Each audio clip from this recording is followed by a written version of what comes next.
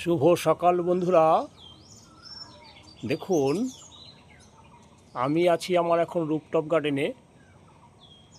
আমার রুফটপ গার্ডেনে থাই ভ্যারাইটির একটি জাম্বুরা, যাকে আমরা বাতাবি লেবু বলে থাকি, এই থাই ভ্যারাইটির জাম্বুরা বা বাতাবি লেবু আমার রুফটপ গার্ডেনে কি সুন্দর ফ্রুট সেটিং হয়েছে। দেখুন, 6-7টি ফ্রুট সেটিং হয়ে গেছে থাই বাতাবি লেবু আমার রুফটপ গার্ডেনে।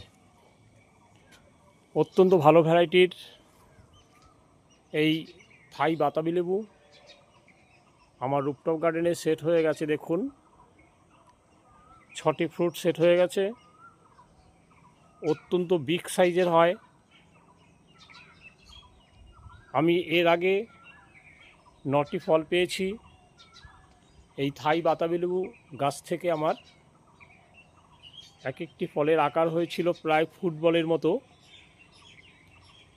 এই বাতাবি লেবুর ভেতরের কালারটা হচ্ছে হোয়াইট, কিন্তু অত্যন্ত সুস্বাদু, সফট। এই বাতাবি লেবুটা খেতে অনেকটা কমলা লেবুর মতো নরম। অত্যন্ত সুন্দর ভ্যারাইটি এটা, থাইল্যান্ডের বাতাবি লেবু বা জাম্বুরা আমার রুফটপ গার্ডেনে। অত্যন্ত সুন্দর ভ্যারাইটি। আমি এর আগে রেজাল্ট পেয়েছি খুব ভালো। দেখুন বন্ধুরা, আপনিও আপনার ছাদ বাগানে একটি থাই বাতাবি লেবু লাগাতে পারেন, খুব ভালো রেজাল্ট পাবেন। থ্যাংক ইউ বন্ধুরা, ভালো থাকবেন সবাই।